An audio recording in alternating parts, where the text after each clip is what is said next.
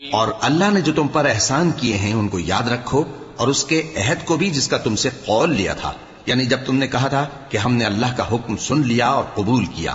اور اللہ سے ڈرو، کچھ شک نہیں کہ اللہ دلوں کی باتوں تک سے واقف ہے۔ اے ایمان والو، اللہ کے لیے انصاف کی گواہی دینے کے لیے کھڑے ہو جایا کرو، اور کچھ لوگوں کی دشمنی تم کو اس بات پر آمادہ نہ کر دے کہ انصاف ہی نہ کرو۔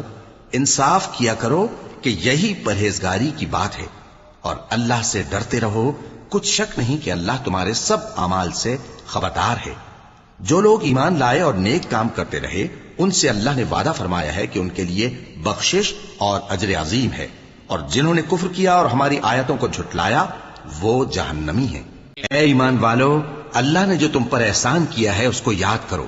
جب کچھ لوگوں نے ارادہ کیا کہ تم پر دست درازی کریں تو اس نے ان کے ہاتھ تم سے روک دیے، اور اللہ سے ڈرتے رہو، اور مومنوں کو تو اللہ ہی پر بھروسہ رکھنا چاہیے۔